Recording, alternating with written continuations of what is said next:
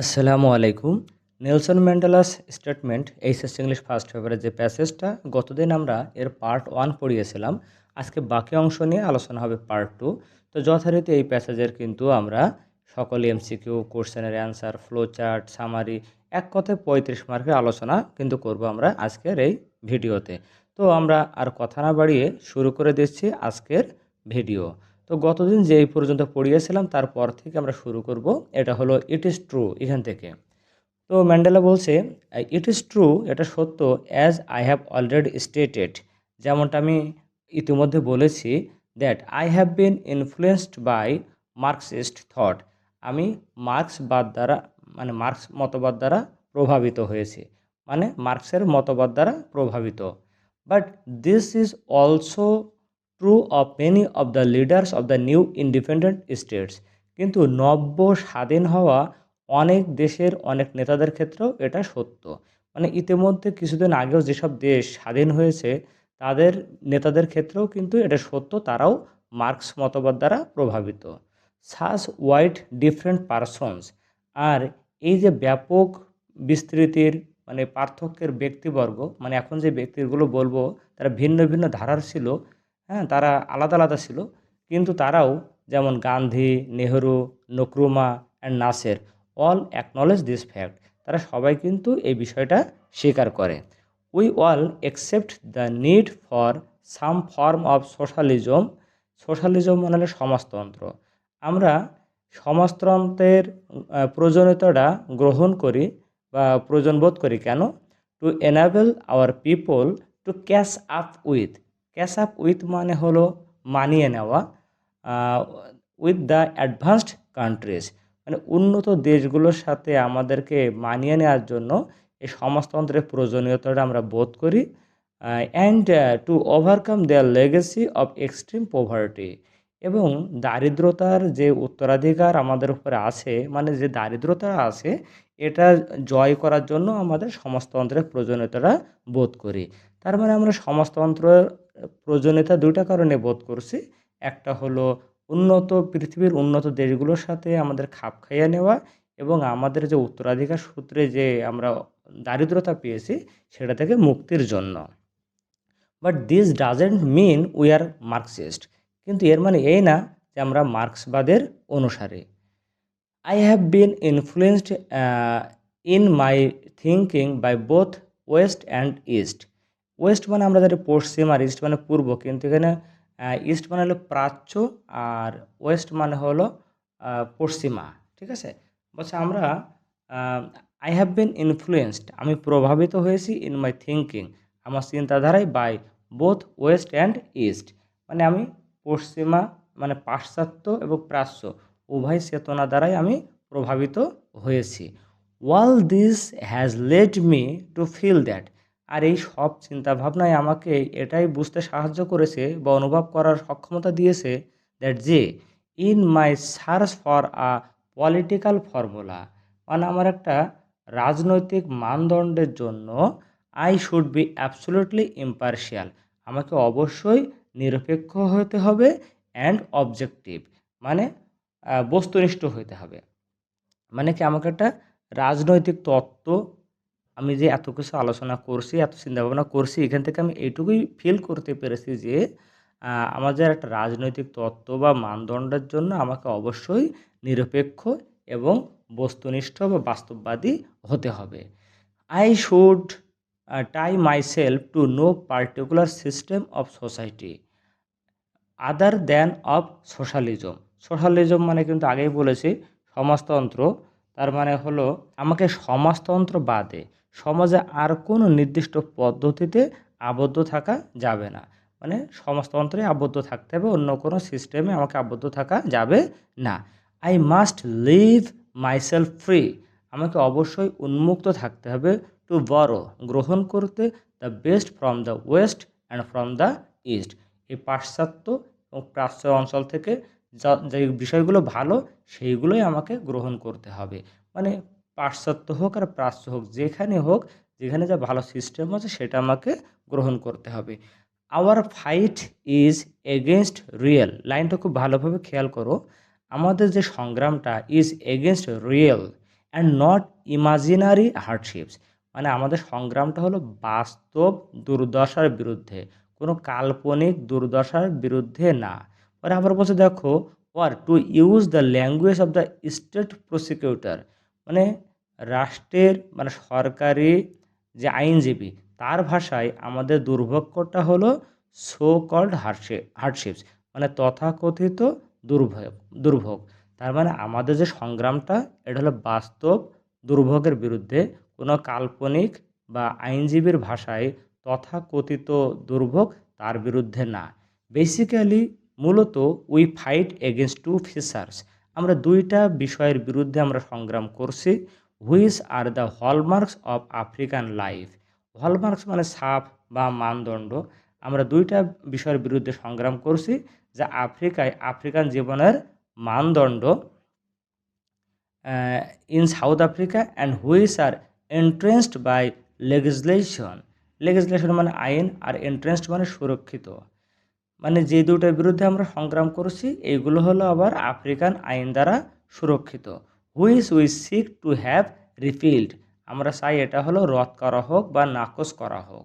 তার মানে বিষয়টা আমি আরেকবার বলছি যে আমরা দুইটা বিষয়ের বিরুদ্ধে সংগ্রাম করছি, ঠিক আছে।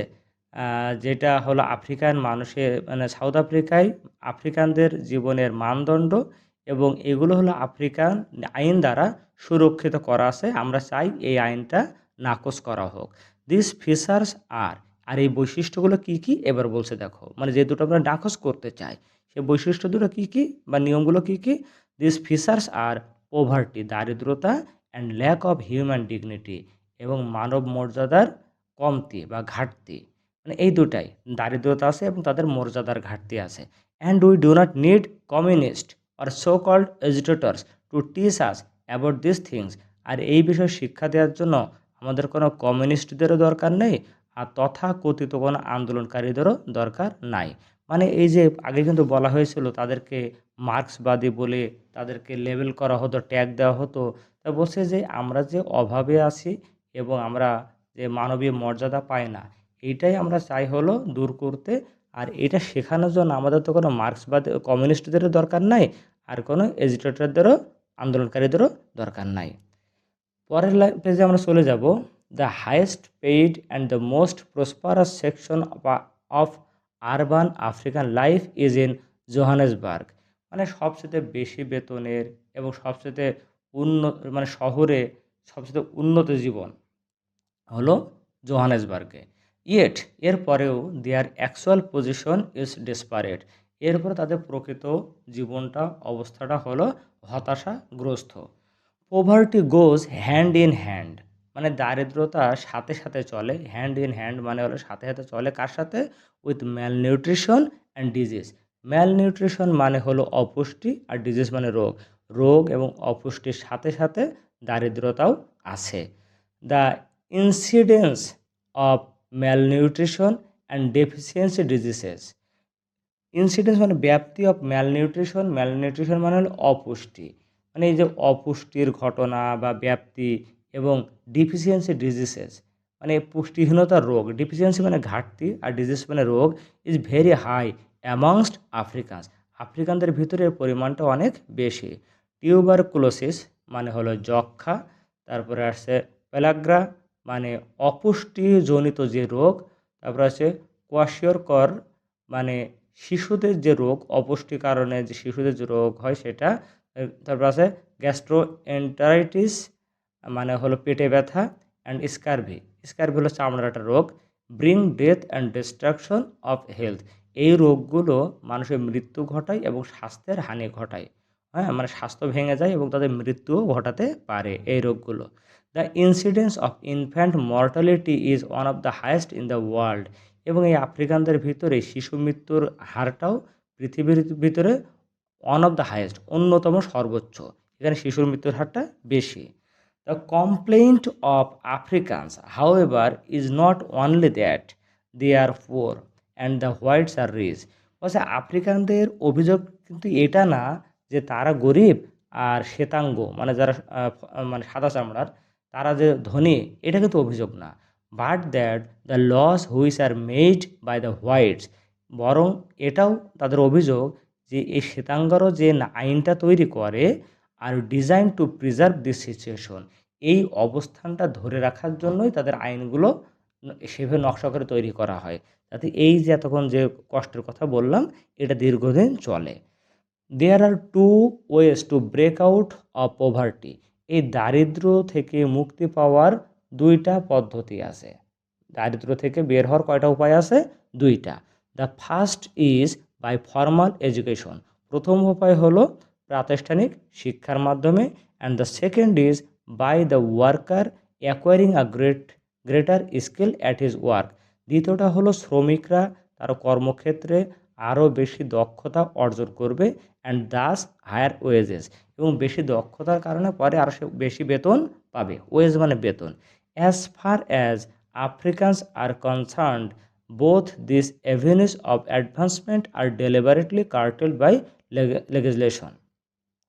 কিন্তু আফ্রিকানরা যতটুকু জানে, অ্যাজ ফার অ্যাজ মানে যত সম্ভব আফ্রিকানস আর কনসার্ন, মানে তারা যতটুকু জানে বা বোঝে, এই যে অ্যাভিনিউস মানে পথ বা উপায়, এই অগ্রগতির এই পথগুলো আর ডেলিবারেটলি মানে ইচ্ছাকৃতভাবে কার্টেল সংক্ষিপ্ত হয়েছে বাই লেজিসলেশন, এই আফ্রিকার আইন দ্বারা এই পথ দুটো সংক্ষিপ্ত করা হয়েছে।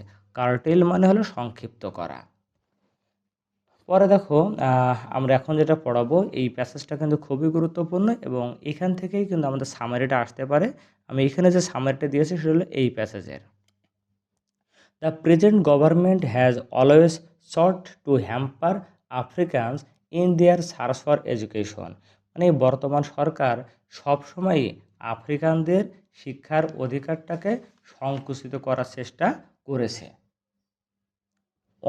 One of their early acts after coming into power, মানে ক্ষমতায় আসার পরপরই তাদের প্রথম যে একটা কাজ ছিল ওয়াজ to stop subsidies.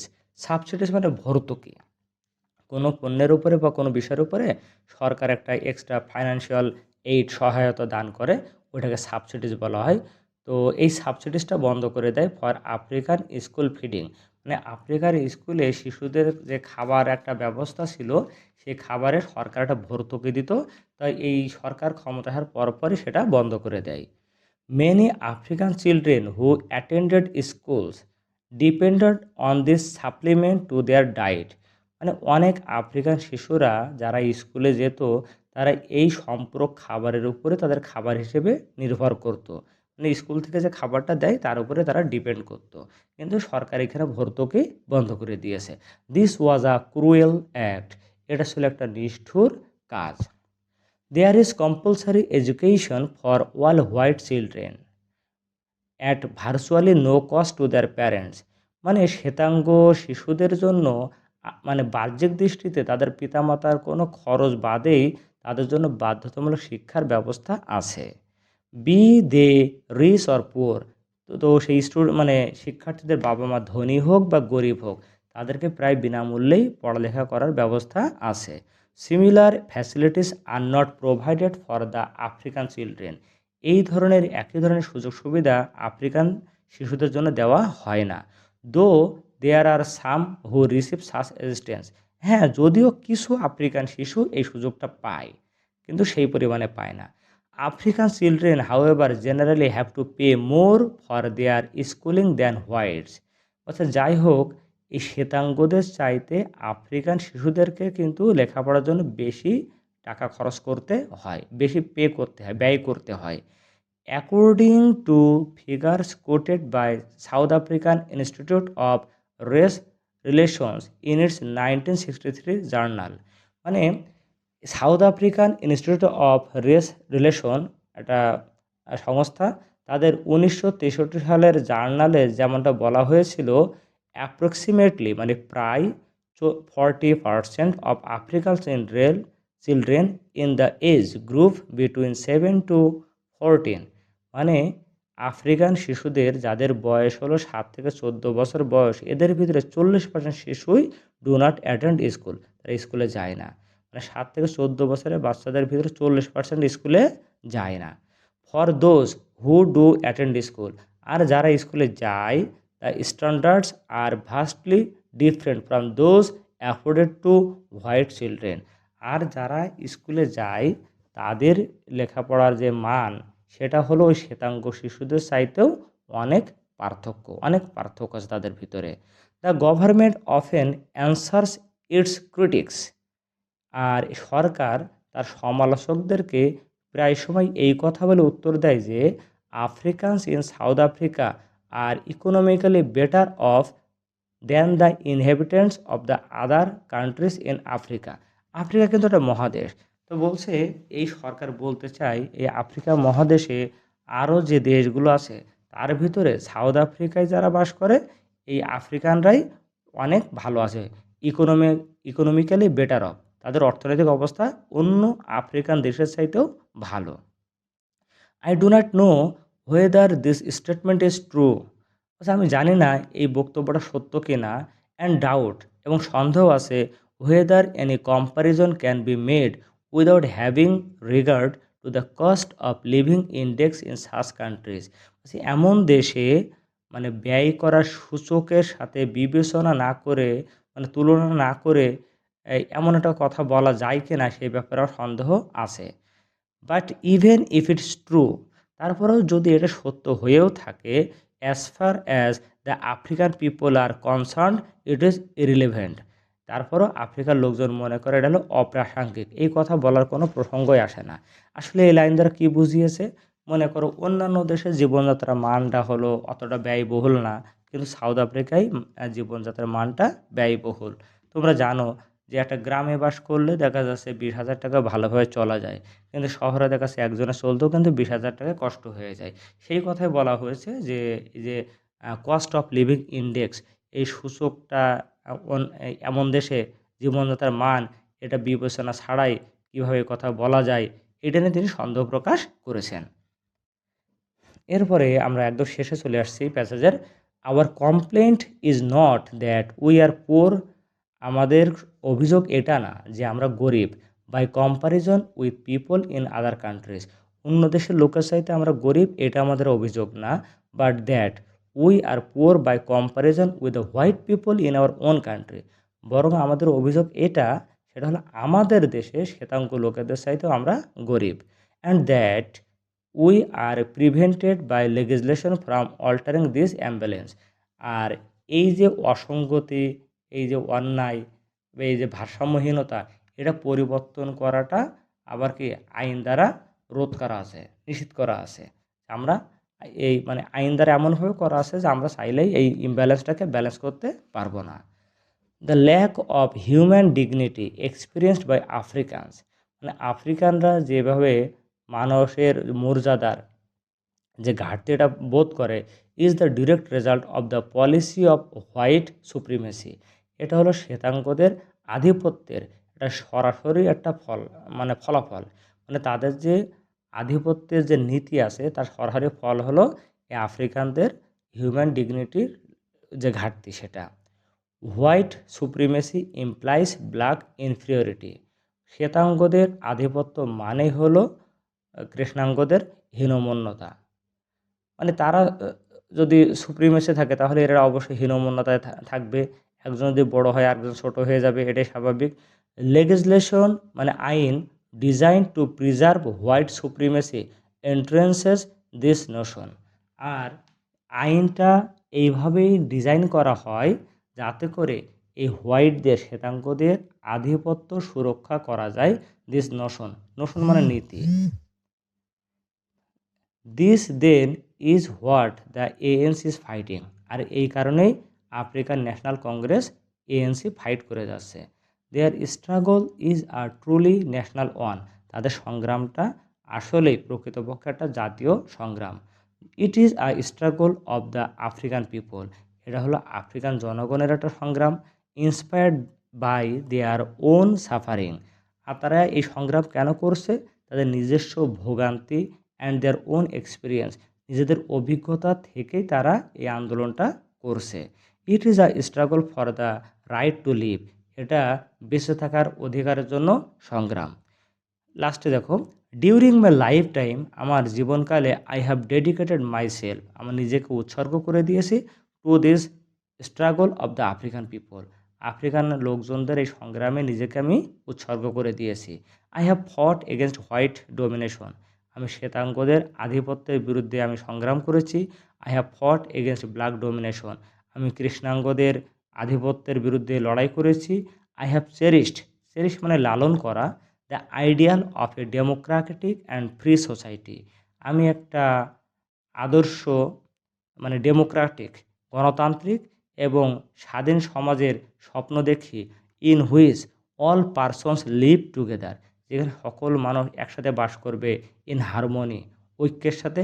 And with equal opportunities, সমান সুযোগ সুবিধা নিয়ে। ইট ইজ অ্যান আইডিয়াল, এটা এমন একটা আদর্শ। Which I hope to live for, যার জন্য আমি বেঁচে থাকার আশা করি। অ্যান্ড টু অ্যাচিভ, এবং অর্জন করতে চাই। বাট ইফ নিডস বি, যদি প্রয়োজন হয়, ইট ইজ অ্যান আইডিয়াল, এটা এমন একটা আদর্শ। For which I am prepare to die, যার জন্য আমি মরতেও প্রস্তুত আছি। তো এই ছিল নেলসন ম্যান্ডেলার বক্তব্য। এখন আমরা এমসিকিউ, কোশ্চেন, ফ্লোচার্ট এগুলো নিয়ে আমরা ধীরে ধীরে আলোচনা করব আমরা। তো দেখো, প্রথমে আমরা দেখতে পাচ্ছি, আমরা এখান থেকে এমসিকিউ দেখাচ্ছি। What is the major cause of African suffering, এই আফ্রিকাতে সাফারিংয়ের মেইন কারণটা কি? যে পলিসি অফ হোয়াইট সুপ্রিমেসি, শ্বেতাঙ্গদের আধিপত্য নীতির কারণে। For white children the government has made education, শ্বেতাঙ্গ শিশুদের জন্য শিক্ষাটা কি কম্পালসারি অ্যান্ড অলমোস্ট ফ্রি, এই শিক্ষাটা হলো বাধ্যতামূলক এবং প্রায় বিনামূল্যে। এই যে নোশন, নোশন আমরা পড়লাম, নোশন মানে হলো আইডিয়া, ধারণা। What policy causes the lack of human dignity for Africans, কোন পলিসির কারণে আফ্রিকানরা তাদের মানবাধিকার হারায়? এই যে হোয়াইট সুপ্রিমেসির কারণে। তারপর আমরা পড়ছিলাম সাবসিডি মানে ভর্তুকি, এই যে ফাইন্যান্সিয়াল এইড অর্থনৈতিক সুবিধা, ভর্তুকি মানে অর্থনৈতিক সুবিধা। হ্যাম্পার ক্ষতি করা বা বাধা দেওয়া, এখানে যা আছে একটা হবে না, হবে হলো অবস্ট্রাক্ট বাধা দেওয়া। What inspires the African people's struggle, কোন জিনিসটা আফ্রিকান লোকজনদেরকে তাদেরকে সংগ্রাম করতে অনুপ্রাণিত করে? Their own suffering and experience, কিছুক্ষণ আগে আমরা এটা পড়লাম। এরপরে চলে যাই আমরা, what does the word opportunity, opportunity মানে কি? চান্সেস, অপরচুনিটি মানে সুযোগ সুবিধা মানে সুযোগ, আর চান্স মানে হলো আমরা জানি সুযোগ। ডেডিকেটেড আত্মনিয়োগ করা, এই যে ডিভোটেড একই মিনিং। ডোমিনেশন, ডোমিনেশন মানে আধিপত্য বা শাসন, এই যে হবে rule. Okay. What is the ANC fighting for, ANC কেন সংগ্রাম করছে, লড়াই করছে? দ্য রাইট টু লিভ, বেঁচে থাকার সংগ্রামের জন্য। ইমব্যালেন্স, ইমব্যালেন্স মানে হলো অসমতা, এই যে inequality. What has the author dedicated his life to, এই যে অথর মানে লেখক, এই প্যাসেজের লেখক তার নিজের জীবন কিসের জন্য উৎসর্গ করেছে? Fighting against white and black domination, শ্বেতাঙ্গ এবং কৃষ্ণাঙ্গদের আধিপত্যের বিরুদ্ধে সংগ্রামের জন্য। What is the overall tone of the passage, সার্বিকভাবে এই প্যাসেজের টোনটা কি? এটা হলো হোপফুল অ্যান্ড ডিটারমাইন্ড, আশাবাদী এবং দৃঢ় প্রতিজ্ঞ। What does Marxist refer to, এই যে আবার মার্ক্সবাদ মানে কি? এই যে advocates of Marxism socio economic theory, মানে মার্ক্সবাদের পক্ষে কথা বলা, এটা হলো একটা মানে আর্থসামাজিক একটা তত্ত্ব। মার্ক্সবাদ হলো একটা আর্থসামাজিক তত্ত্ব। ডোমিন্যান্ট, এই ডোমিনেন্টের অ্যান্টোনিম, ডোমিনেন্ট মানে হলো আধিপত্যবাদ, এই যে কমান্ডিং যে মানে কমান্ড করে, সুপ্রিম ক্ষমতাশালী, পাওয়ারফুল ক্ষমতাশালী। এটা এর বিপরীত শব্দ কি? ডিপ্লোরেবল, যার উপরে পাওয়ার দেখানো যায়। What does object imply, object হবে হলো মিজারেবল, এটা হলো আগের দিনের প্যাসেজ থেকে আসছে শব্দটা। তারপর আমরা দেখছি what did 50 years of non violence bring, sorry এটা হলো গত দিনে এটা চলে আসছে প্রশ্নটা। What is meant by socialism, এই সমাজতন্ত্র বা সমাজবাদ মানে কি? সমাজতন্ত্র মানে হলো অ্যান ইকোনমিক সিস্টেম, এমন একটা অর্থনৈতিক ব্যবস্থা হোয়ার দ্য কমিউনিটি ওনস রিসোর্সেস, যেখানে সকল সম্পদের মালিক হলো ওই সমাজ, কোনো ব্যক্তি মালিক না। What does adapt imply in the passage, adapt মানে কি? একসেপ্ট গ্রহণ করা, অ্যাডাপ্ট মানে হলো গ্রহণ করা, আর অ্যাডভান্সড মানে হলো ডেভেলপড, অ্যাডভান্সড মানে কি? ডেভেলপড। আমরা শেষের দিকে চলে আসছি প্রায়। According to Mandela, how should Africans catch up with the advanced countries, কীভাবে তারা আধুনিক উন্নত বিশ্বের সাথে খাপ খাইয়ে নিবে? Through some form of socialism, এই সমাজতন্ত্রের কিছু রূপের বা নিয়মের মাধ্যমে। ইন্সপায়ার্ড, ইন্সপায়ার্ড মানে কি? মোটিভেটেড, অনুপ্রাণিত। ডেডিকেটেড মানে ডিভোটেড, আগেও আমরা বলেছি। What is the author willing to do for the ideal he cherished, সে যে আদর্শ লালন করে তার জন্য সে কী করতে প্রস্তুত আছে। Die for the ideal if necessary, প্রয়োজন হলে তার জন্য মরতেও প্রস্তুত আছে। তো দেখো আমরা এখানে আরও কিছু এমসিকিউ দিচ্ছি, তোমরা একটু দেখে নিও। ভিডিওটা অনেক বড় হয়ে যাচ্ছে, তো আমি একটু কিছুক্ষণ রাখছি, তোমরা ওটা দেখে নাও। এবার দেখো আমরা আনসারিং কোশ্চেনে চলে আসছি। আনসারিং কোশ্চেনগুলো বেশ সহজ আছে, আমি এগুলো পড়িয়ে দেবো না, তাহলে ভিডিওটা অনেক বড় হয়ে যাবে, তখন তোমাদের দেখতে কষ্ট লাগবে। আমি কিছুক্ষণ করে রাখছি এখানে, যাতে তোমরা একটু দেখে নিতে পারো বা স্ক্রিনশট দিয়ে নিতে পারো, এই জন্য আমি রাখছি এখানে। তো এই হলো প্রশ্ন, এখানে 13টা গুরুত্বপূর্ণ প্রশ্ন দিয়েছি, সহজ ভাষায় লেখার চেষ্টা করেছি। কোনো সমস্যা হলে অবশ্যই বলবে আমাকে। তো এই ছিল কোশ্চেন। এবার হলো আমাদের ফ্লো চার্ট। ফ্লো চার্টটা আমি একটু বলবো তোমাদের, একটু ব্যাখ্যা করে দেব। Make a flow chart showing the condition of Africans in South Africa. South আফ্রিকায় আফ্রিকানদের অবস্থা কী সেটা নিয়ে একটা ফ্লো চার্ট। যারা ফ্লো চার্ট লিখতে পারো না, এইখানে দেওয়া লিঙ্ক থেকে বা ডিসক্রিপশন বক্সের লিঙ্ক থেকে তোমরা ফ্লো চার্টের নিয়মটা দেখে আসতে পারো। তো দেখো আফ্রিকানদের অবস্থা দেওয়া আছে। ওয়াইড স্প্রেড প্রভার্টি, দেখো এখানে কিন্তু verb plus ING, to plus verb one, ভি2 কিছু দেওয়া নেই, ঠিক আছে। তো আমরা বাকিগুলো দেখো ঠিক একইভাবে লেখার চেষ্টা করেছি, অ্যাডজেক্টিভ প্লাস নাউন এই ফরম্যাটে। বলছে ব্যাপক মানে পরিসরে দারিদ্রতা আছে আফ্রিকানদের জন্য। পরে আমরা দেখেছিলাম ম্যাল নিউট্রিশন আছে, অপুষ্টি, ডিফিসিয়েন্সি ডিজিজেস এবং অপুষ্টিজনিত বিভিন্ন রোগ, ইকোনমিক ইনইকুয়ালিটি, অর্থনৈতিক অসমতা, আনফেয়ার লস, হ্যাঁ, মানে বৈষম্যমূলক আইন, লিমিটেড অ্যাক্সেস টু এডুকেশন, শিক্ষার তেমন সুযোগ নাই, হ্যাঁ, সবার জন্য সমান সুযোগ নাই, রেস্ট্রিক্টেড জব অপরচুনিটিস। এটাও কিন্তু আমরা পড়েছিলাম যে তারা যে কর্মক্ষেত্রে দক্ষতার মাধ্যমে বেশি বেতন পাবে, এটাও কিন্তু আইন দ্বারা নিষিদ্ধ ছিল। তো এই হলো আমাদের এটা ফ্লোচার্টের অ্যান্সার। তারপরে আরও আছে showing the evidences of racial discrimination, মানে জাতিগত বৈষম্য সাউথ আফ্রিকায়, তার এভিডেন্স প্রমাণ দেখিয়ে ফ্লোচার্টটা তৈরি করো। তো এইখানে একটা আমাদের অ্যান্সার দেওয়া থাকে, compulsory free education for white children, এটা কিন্তু আমরা পড়েছিলাম। শ্বেতাঙ্গ শিশুদের জন্য বাধ্যতামূলক বিনামূল্যে শিক্ষা ছিল, কিন্তু আর কি হয়েছিল, এই যে higher fees for African children, যারা আফ্রিকান শিশু তাদের জন্য উচ্চ মূল্য দিতে হতো। High illiteracy rate among the Africans, আফ্রিকানদের ভিতরে নিরক্ষরতার হার বেশি, আমরা পড়েছিলাম 40%। Lower educational standards for African children, African শিশুদের জন্য লেখাপড়ার মানটা কম ছিল। গভর্নমেন্টস ইলজিক্যাল জাস্টিফিকেশন, বেআইনি অনৈতিক সরকারের বিচার। আর ছিল lack of human dignity due to white supremacy, শ্বেতাঙ্গদের আধিপত্যের জন্য তাদের মানবীয় মর্যাদার ঘাটতি ছিল। এটা সব কিন্তু আমাদের প্যাসেজ থেকে আমরা পড়েছি, তোমরা আরেকবার দেখে নিতে পারো। আরেকটা ফ্লোচার্ট আছে, সেটা হলো showing the impacts of government policies on African education, সরকারের যে নীতি আফ্রিকান শিক্ষা পদ্ধতির উপরে তার প্রভাবটা নিয়ে আলোচনা করো। একটা অ্যান্সার দেওয়া আছে আমাদের, hampering them in pursuit of quality education, মানসম্মত শিক্ষা গ্রহণে বাধাগ্রস্ত করছে। প্রথম অ্যান্সার যেহেতু আইনজে যোগ করা, বাকি অ্যান্সারগুলো আমরা আইনজি আকারে লিখবো, দেখতে পারছো তোমরা। তো কী ছিল দেখো, ওখানে কিন্তু দেওয়া ছিল stopping subsidies for African school feeding, যে স্কুলে যে খাবারের ব্যবস্থা ওখানে সাবসিডি বন্ধ করে দেয়। Putting bar to free education for African children, আর আফ্রিকান শিশুরা যেন বিনামূল্যে লেখাপড়া না পায় সেখানে একটা বাধা দেয় তারা, মানে লেখাপড়া যেন না করতে পারে ফ্রিতে। Providing less facilities for the African children, African চিলড্রেনদের জন্য কম সুযোগ সুবিধা দিয়েছিল। কম্পেলিং মানে বাধ্য করেছিল African children to pay more, আমরা পড়েছিলাম যারা সুযোগ পাচ্ছিল লেখাপড়া তাদের টাকা পয়সা বেশি খরচ করতে হতো। লাস্টে হলো being deprived of educational standards, তাদের শিক্ষার মানদণ্ড থেকে তারা বঞ্চিত হচ্ছিল। তো আমি এখানে 3টা ফ্লোচার্ট দিয়েছি, এখান থেকে কিন্তু আরও আসতে পারে বিভিন্নভাবে। তো জাস্ট তোমরা প্যাসেজটা পড়ে ধারণা নিয়ে দেখলে যে কীভাবে লিখতে হয়, হ্যাঁ। তো এটা এই পর্যন্ত থাকলো, এরপর আমরা সামারি দেখো, এখানে একটাই মাত্র সামারি আমরা দিয়েছি। আমি পড়ানোর সময় বলেছিলাম এটা কোন প্যাসেজের, আবার একটু দেখাই। সামারি কিন্তু সবগুলোর জন্য গুরুত্বপূর্ণ না, এই যে শিক্ষার যে বিষয়টা এইটা নিয়েই কিন্তু আমাদের সামারি দিতে পারে, জাস্ট এইটুকুই, হ্যাঁ। এইটুকুই দিতে পারে বা শুধু এইটুকু দিতে পারে শিক্ষা রিলেটেড। তো এইটা থেকে আমি একটা সামারি তোমাদের জন্য দিয়ে দিয়েছি। এটা তোমরা দেখে নিতে পারো। এটা আমি আর পড়িয়ে দিচ্ছি না। বেশ ছোট, সহজ ভাষায় লেখা আছে। তুমি তোমার মতো লিখতে পারো। আর আমি এখানে এটা দিয়েছি জাস্ট একটা এক্সাম্পল হিসেবে। তো পরবর্তী ভিডিও দেখার আমন্ত্রণ জানাই শেষ করছি।